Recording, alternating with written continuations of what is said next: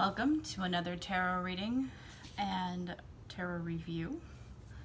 This is a special night because this deck I fully and wholeheartedly believe is the most beautiful tarot deck I've ever come across. You may disagree, you may have other opinions.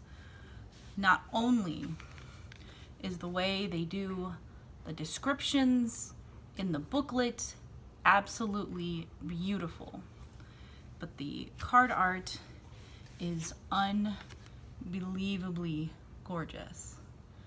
I have another deck by this gentleman and he is so good. He is just so good. So tonight's tarot is Santa Muerte Tarot, Book of the Dead. So the company is Lo Scarabeo, like a scarab. And the artist is Fabio Listrani.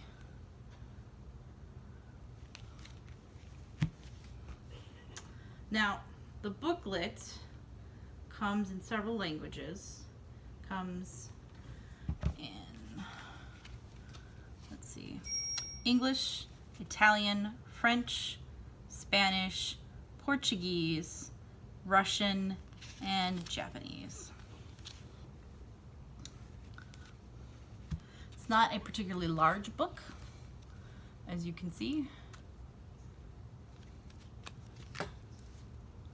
but it's good and it's color all the way through. Now there's no color pictures of any of the cards, but like I said, the descriptions and the way they do this is phenomenal, and we'll get into more of that later. But I want to give you two previews, one for the next video and one for the end of this video, so that you know what's coming up. This is the spread we will be doing tonight, and the name of the spread is Ouija, the Oracle of the Dead. And it is a very interesting way they set up for this. They actually break the deck into 5 different things, the major arcana and the 4 suits, and then you pick from there for these cards. And so we'll get into the details of that when we get to there.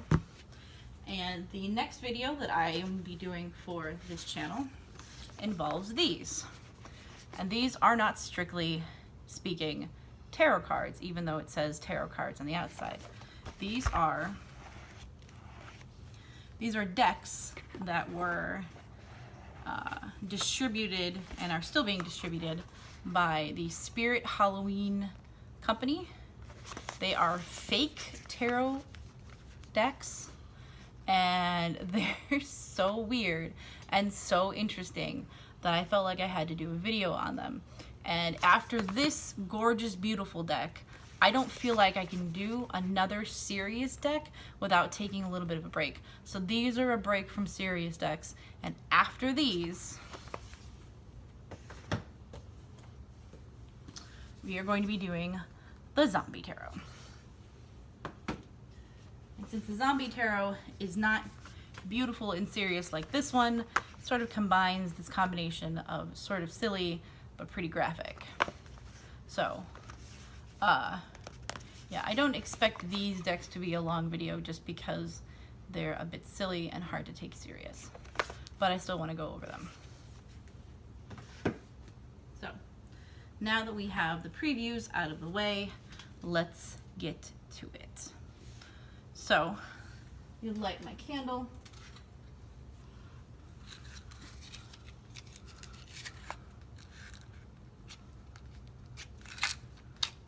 I may need a new box, at least for the striking of the match. There we go. No luck. Pretty smoke though. This is one of the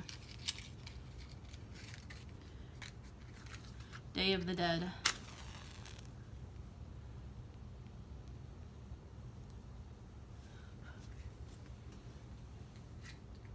tradition is to light candles for those who have passed. And this deck very much falls in line with many of the traditions for the Day of the Dead. So we should look.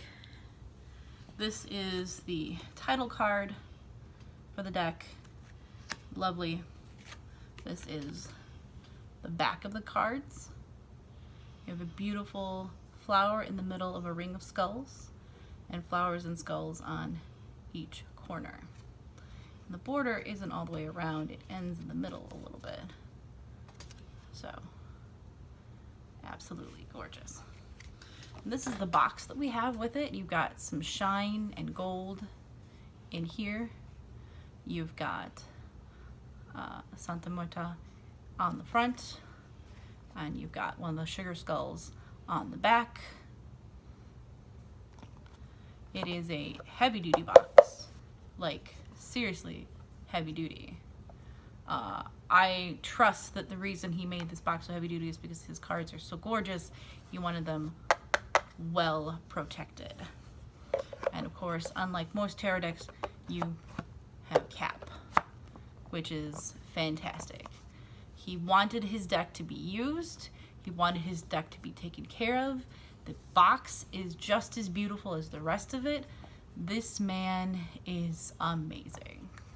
I mean, I'm sure there are other reviews of this deck and other of his cards, because this stuff is just too good not to review. Okay. And now we'll get into the booklet. So, what sets this apart from all the other booklets that I've ever read is not that it doesn't have a foreword, because it does, and not that it doesn't go over each of the cards, although this one doesn't have pictures, black and white pictures of the cards. What sets it apart is how they do the translations for the cards. So they do a description of each card, then there's this little black section here. There's a black bold text, and then there's underneath, and the text says, "The Advice of the Dead." And reading these excerpts, you really feel it. You feel that connection, like these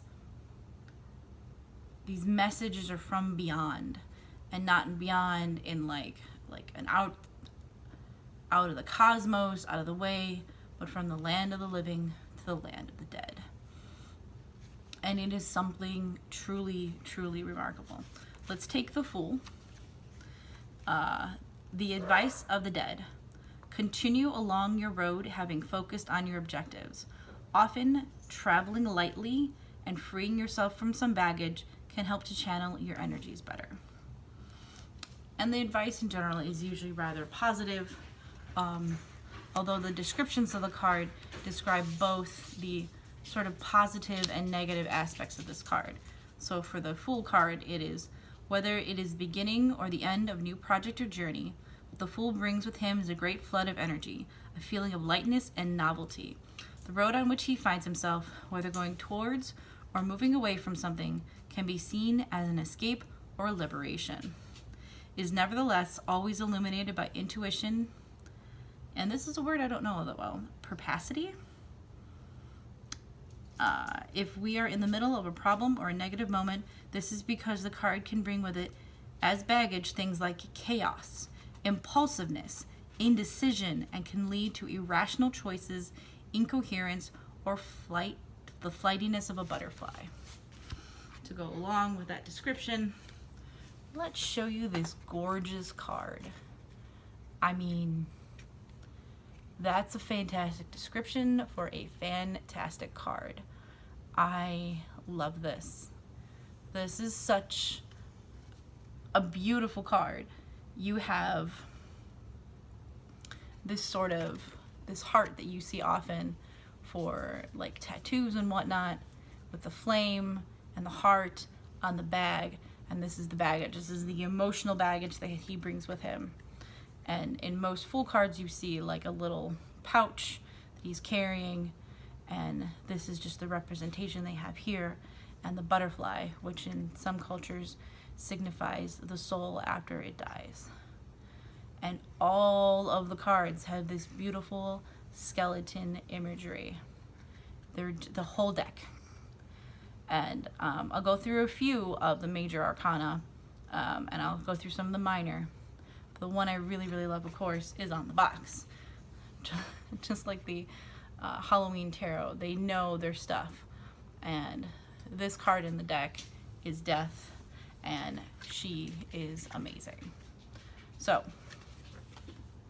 let's go through some of the other beautiful cards. How am I going to do this? I want you to be top of the deck. So we have the Magician. He's got candles in his hat that are lit. And you have the traditional imagery of the red cloth and the different pieces of the magician's tools that are laid out before him. And on the table itself, you have a palm and an eye and will. This is most certainly all of the imagery you would normally find in Magician, and done beautifully with this sort of skull motif that the entire deck has.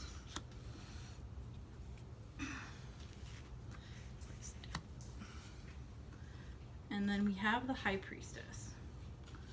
She's got this gorgeous, like, crystal aura and a book. And you've got the moon that you would normally have for the Priestess. I feel like the only thing missing from here that you normally see in a High Priestess card is the pillars on either side that you would normally see for her. But she's got this key, this like key with the 2 rings in it, which is a different imagery than I'm typically familiar with. So I'm going to read her card out to you. And then she has this stone wall behind her with these etched symbols on it that's just fantastic. So let me read her card out of the book for you.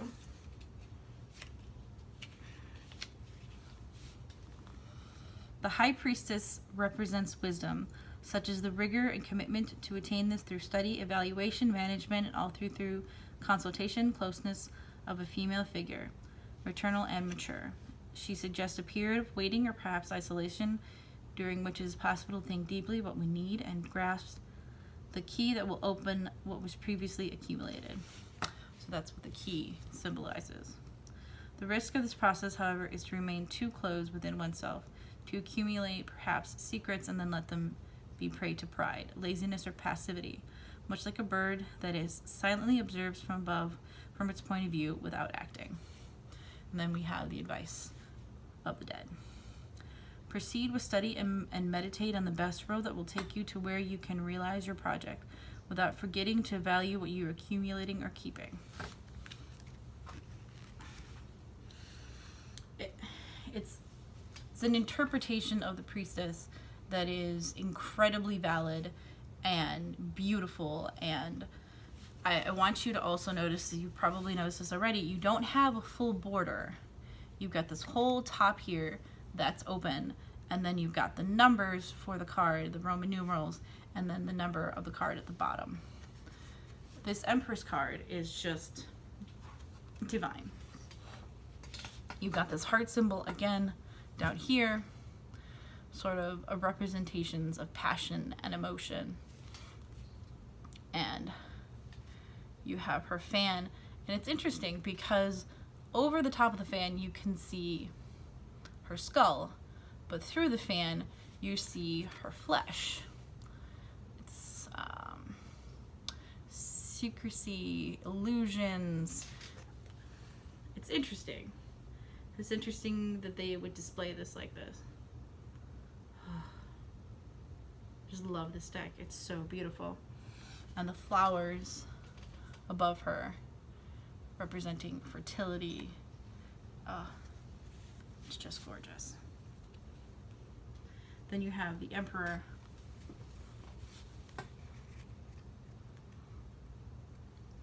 You've got his staff of power, and of course a more modern staff of power, which would be a gun.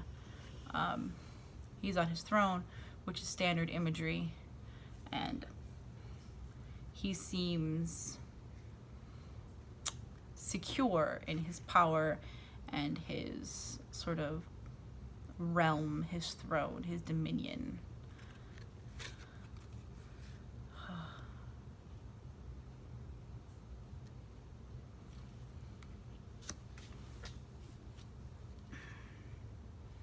And here we have the Hierophant, where normally you would see a Hierophant figure that would be more of a priest. Here you have more of a, like a bruja, where you've got the Ouija board out in front of him, and he's consulting with the spirits. He's got that same sort of finger imagery and hand imagery that you would find in a standard Hierophant card. But of course, the beard and the beautiful skeleton motif and flowers everywhere. And flowers are a huge part of this deck because it's a huge part of the celebration for the Day of the Dead. Excuse me. And here we have the Lover's card. Instead of like the angels that would normally be above them, you've got this key with wings and this locket in the middle of them. And together they've created this key for this lock. And this love between the two of them, they create something much bigger than they are. And this yellow light here has skulls within it as well. And you continue this gorgeous sort of flower motif as well as the skulls and the skeletons. And the Chariot is an interesting one because it's got a bardo. It's got like this sort of Romani, you know, in colloquial knowledge would be called a gypsy, although that's a slur. And it's interesting because the Chariot usually talks about control, either needing it or the illusion of control. So I think it's interesting that they use this sort of traveling group, this traveling family, to represent control. And it's really, really interesting. If you look at the background, you've got this sort of like giant skeleton sort of monster with feathers over its head behind everything. And I really feel like I should read this card because I don't know what that is, to be honest.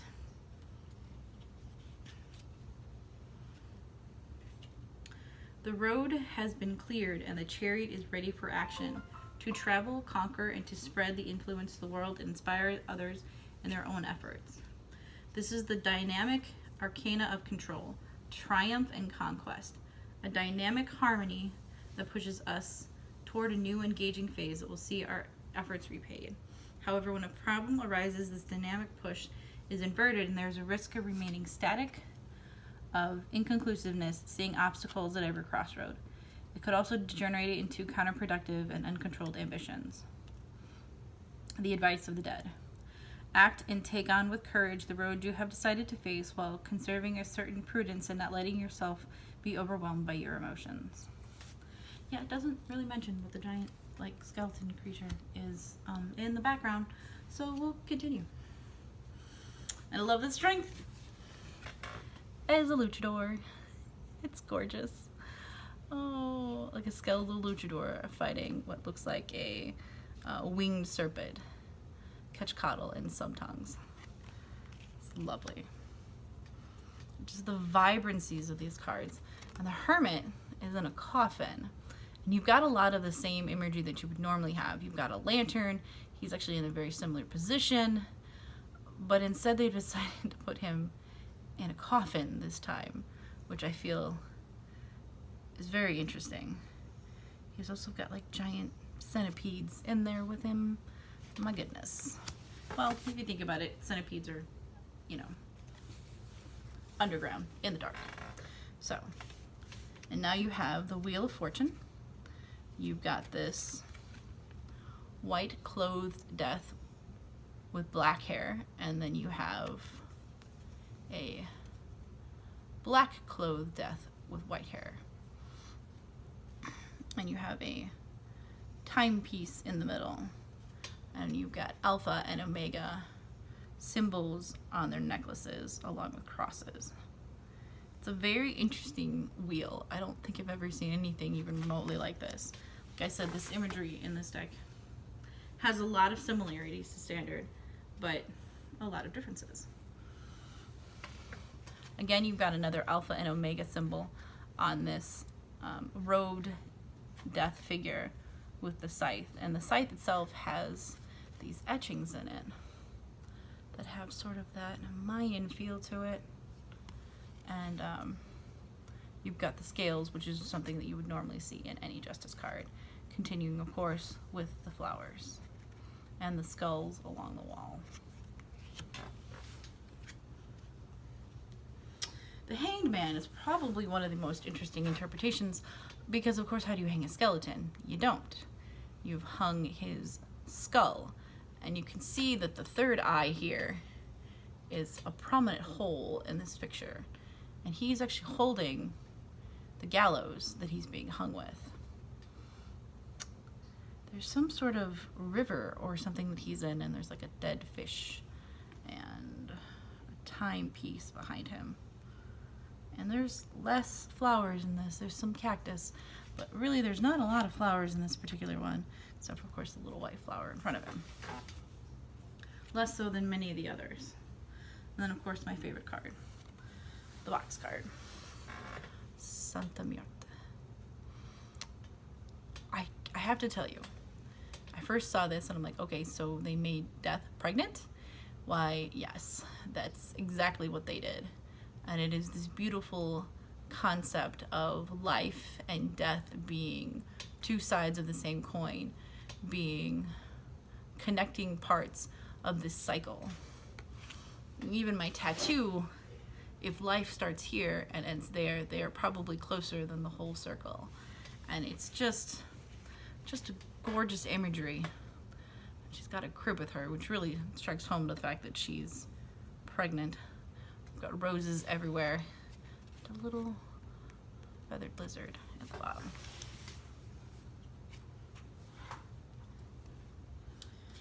Temperance, of course, has a beautiful image, and you've got one of the South American temples in the background, although of what specific group I'm not sure, because I know that there were several. And then you've got the cups here that you would normally see, and her beautiful robe flowing, and the water beneath her feet. And this one, again, has quite a bit of flower imagery. Flower in her hair and sun behind her head, which is all imagery that you would normally find in a temperance card. And the devil is a goat skull looking situation. And you've got a lot of red, and you've got a fiery crown above it. And it's probably one of the most interesting interpretations I've seen this card. But I feel like I keep saying that in this deck. Oh, this interpretation is so interesting, so interesting. And you're gonna get tired of me repeating it because that's how I feel about this deck. It's gorgeous. It's the most beautiful deck I've ever seen. It has a box that would stand up to most brutality, you know, outside of a sledgehammer, because they want this beautiful deck to be protected and to last, because it is just that, so gorgeous. And then the Tower card is, you know, let me repeat myself, a very interesting interpretation. You've got that sort of Escher stairs leading to nowhere kind of feel, and I mean, there's just so much in this card. It's hard to go over every little bit of it. The giant skull at the top of it, and the lady at a balcony over here, and then you've got the Fool from the original card is down here, and yes, you've had other characters from previous sections of the cards. You've got, I don't know who they are. You've got a woman in black dress and a man in like a white suit in the middle. It's just, I don't know, there's a lot there. It's a little confusing, to be honest. So yeah, let's read. Let's read the Tower card. Let's read the Tower card.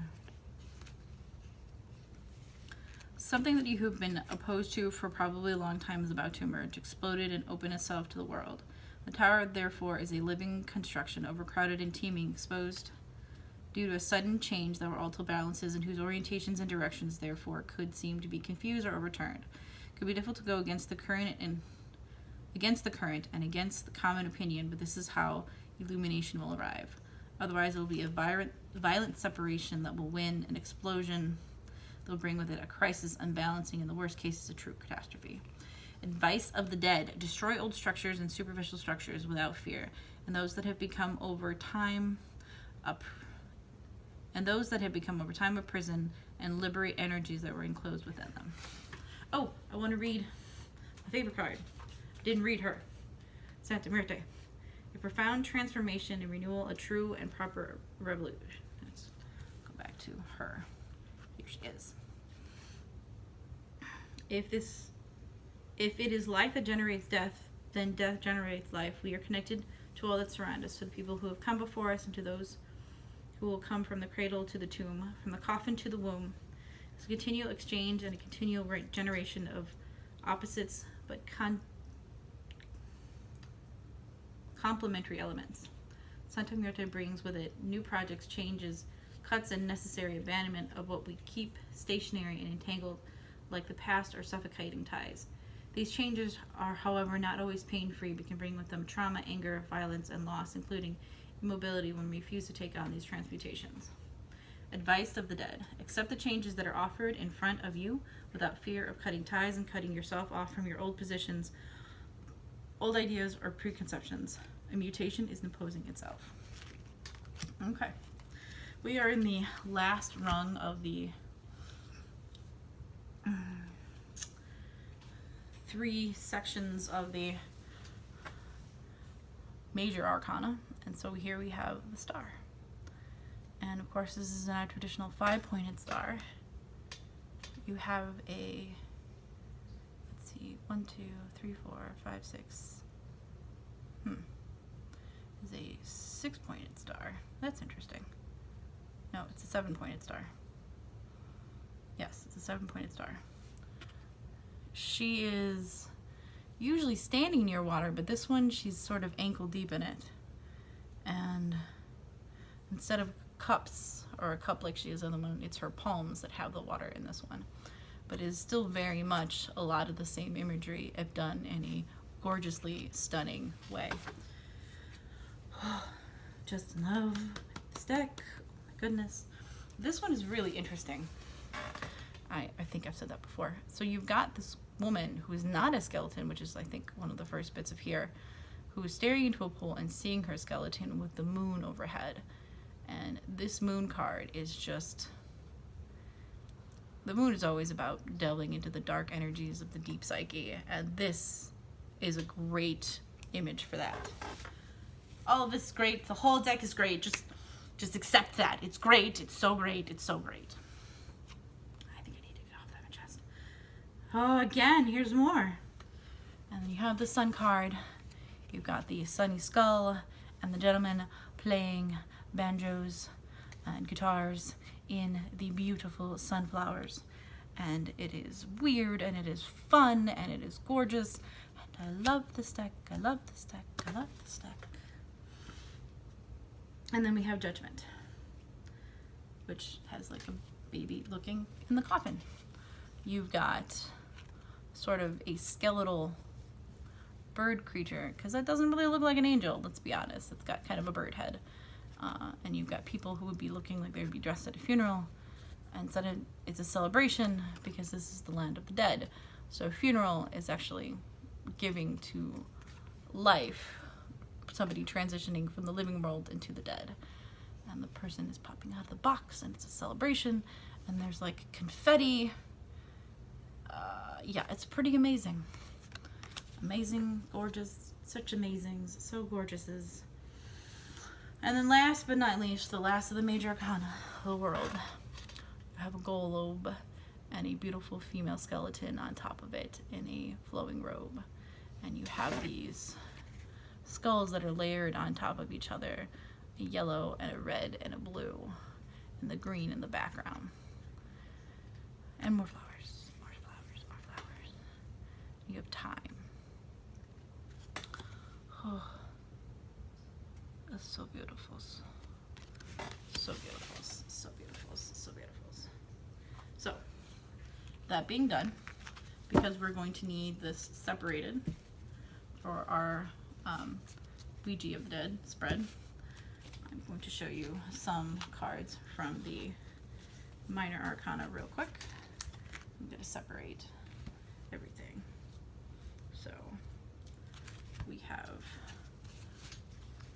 two of the kings. We've got a King of Pentacles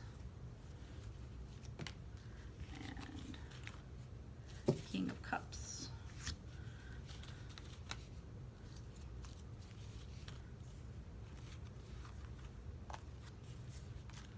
The King of Wands and the King of Swords. And you have, of course, very similar imagery in each king. And then, of course, you've got the queens, got a giant heart here, a smaller heart here, because this is the emotions card. And you've got, for the pentacles, you've got a chest, and you've got her sort of gardening. She's getting stuff out of a tree. Sorry about that. We're back again. I record with my phone, and apparently if I get a phone call, it ends the video. And I didn't know that. So, and we have here the Queen of Swords has, of course, her own sword. King of Swords has his own sword. And the Queen of Wands, I think she's really pretty, has a little candle. King of Wands. So, all right. And then I'll show you the aces.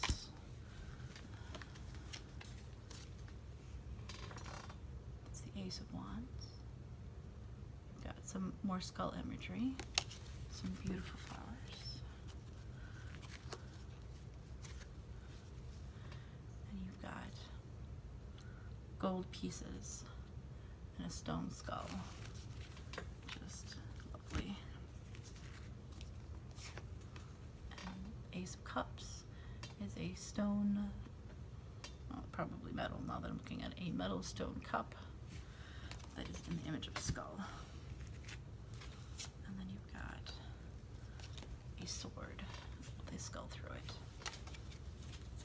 Alright, so let us go to the book and figure out how to do this spread.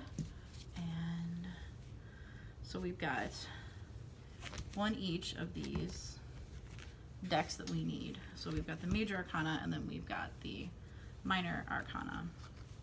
And I'm going to shuffle each section so that I'm not very well aware of the fact that, you know, I'm picking like the ace or what, since they were in order when I got them. And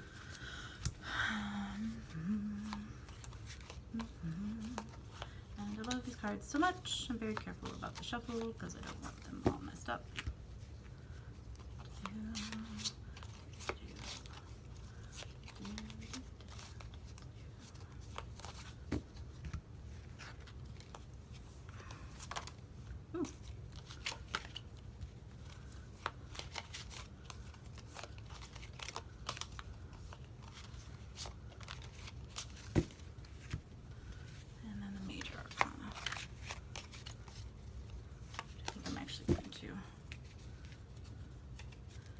In a more traditional sense.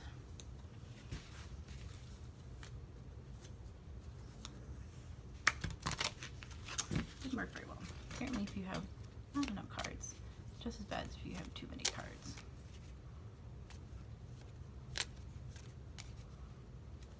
Of course, the only issue that I could see is that you can see from the side of a card how it would be reversed, because this sort of whitish color is on the bottom.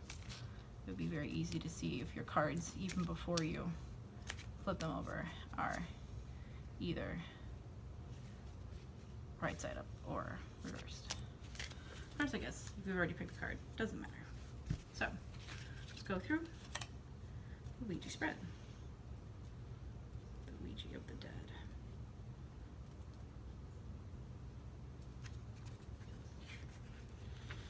Okay. Formally visualize the question relating to the reading, following which take the 22 major arcana from deck 1, mix cards, extract 5 cards, and place them as is illustrated on page 50. So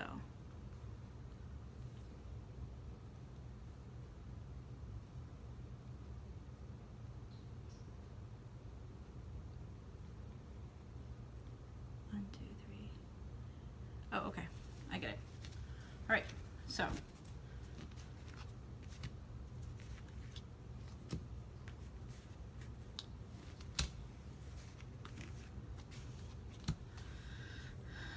the deck goes like this. You're going to have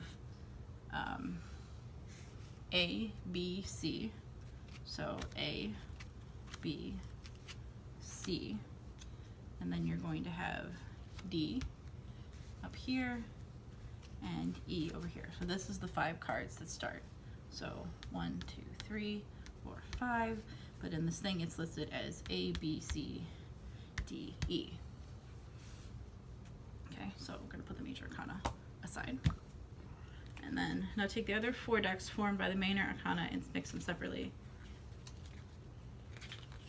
Extract a card from each deck.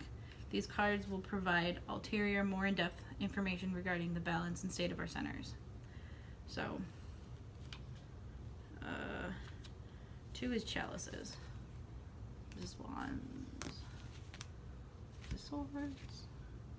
Pentacles. So the first deck that I'm going to be releasing from, A, B, C, D, E, F.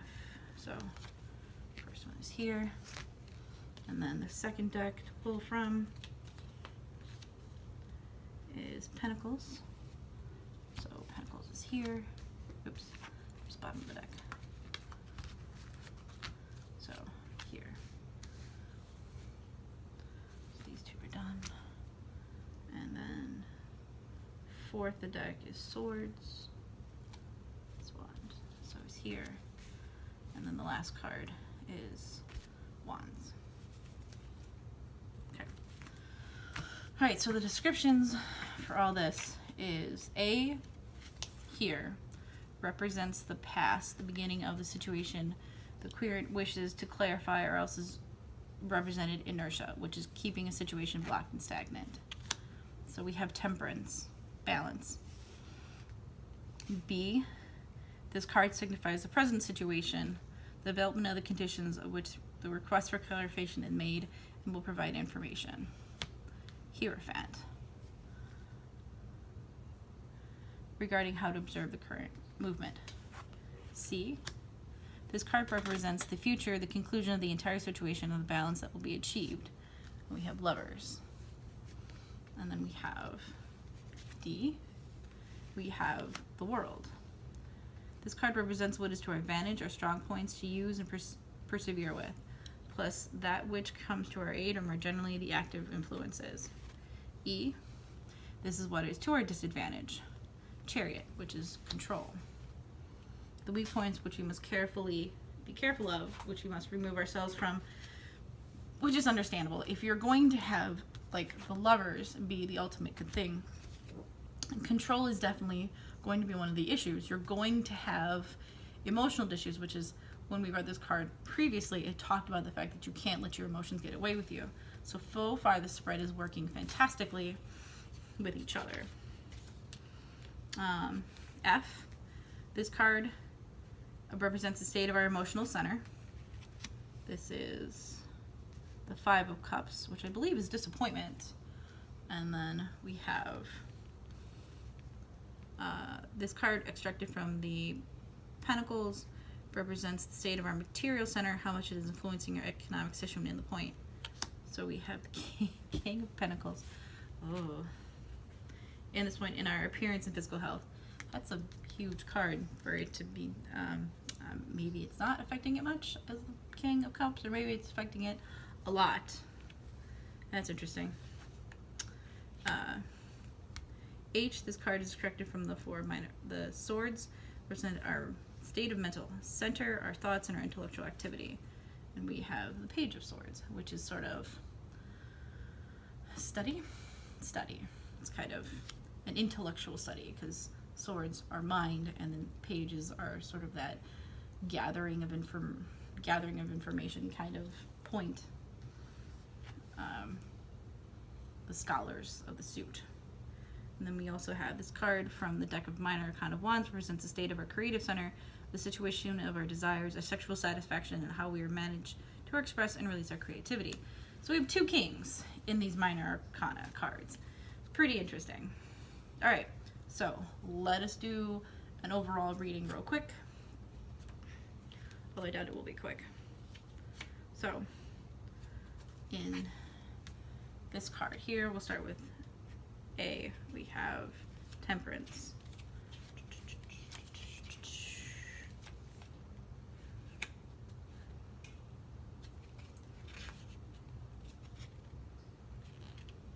Evaluate your objectives well, and with moderation, try to reach a balance that will enable you to make the unstable stable or move what is fixed. And this is in reference to, this card represents the past, the beginning of the situation. So I'm clarifying balance. The Hierophant is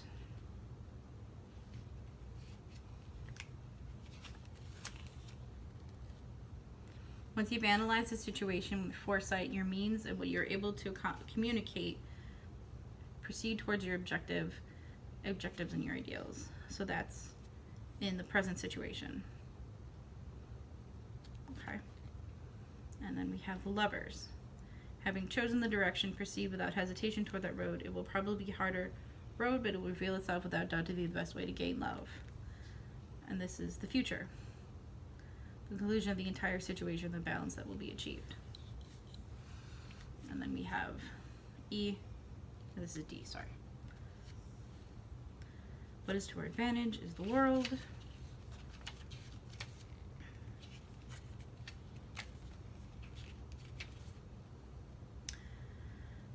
The advice of the dead. Do not give up and do not be afraid. The road you have taken is right, and one in whichever difficulty you will find will be brief, and you will achieve the results you desire.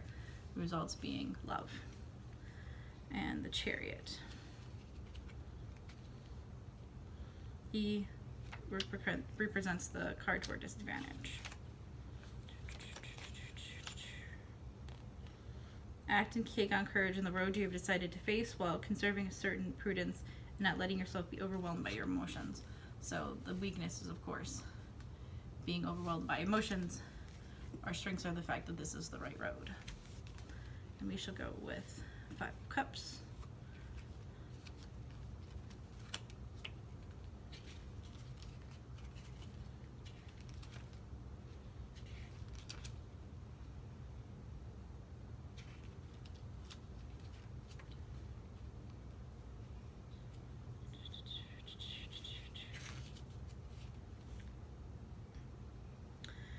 Stay with your emotions and let them overwhelm you. Let them flow and follow their course, as well. This is the only way you'll arrive at a new harmony and alliance.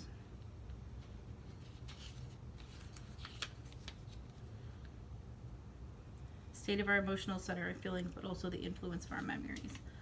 Okay. And the King of Pentacles.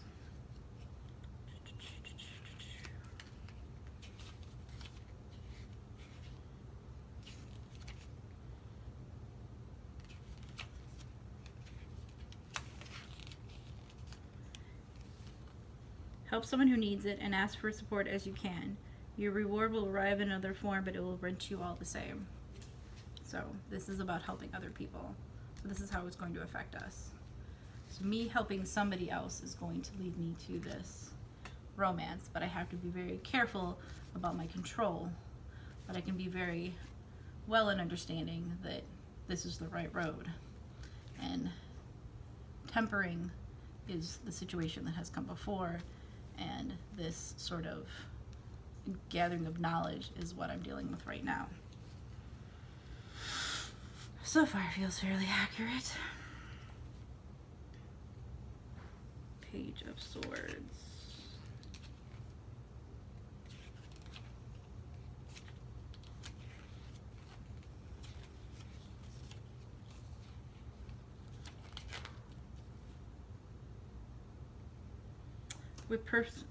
Be prepared by evaluating all the possible openings or outlets for which the situation could degenerate and vent. State of our mental center. So I have to be prepared. To come in being prepared. And then we go with Wands. The last, but certainly not least card of this particular draw, which is the King of Wands. No less.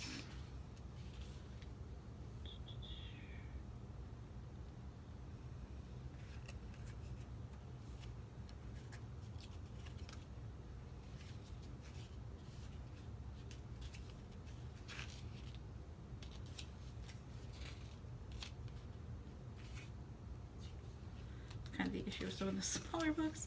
There's a lot of flipping. Follow the advice of a strong person in whom you trust without fear, and this will be particularly remunerative and rewarding.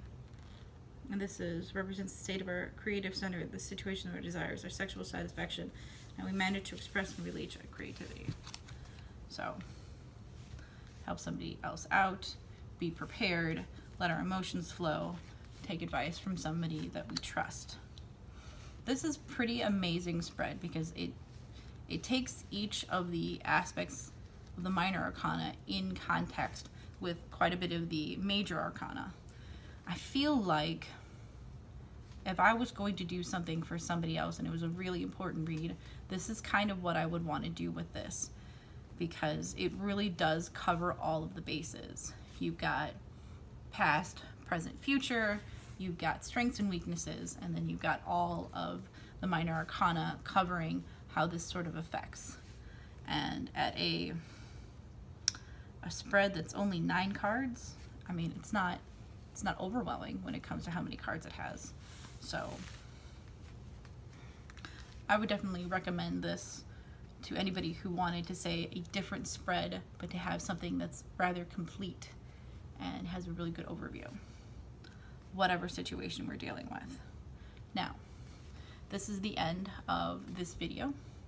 I would like to thank you all for watching this far, because of course we had a little bit of a cut in the middle due to some unforeseen circumstances. I hope you love this deck as much as I do, and I hope you purchase it, because this will enrich your life. It's gorgeous. It's absolutely beautiful. Perhaps you don't like the skull imagery, and that would be, I guess, somebody's only issue against it. But really, who doesn't love Day of the Dead? All the things from that entire festival are absolutely gorgeous, and they just pull at my heart completely. All right. The next video should be out fairly shortly, because it's not one that I'm going to have to think about too deeply, because it's sort of a silly deck. So thank you for watching. And if you want to watch more videos like this, please subscribe.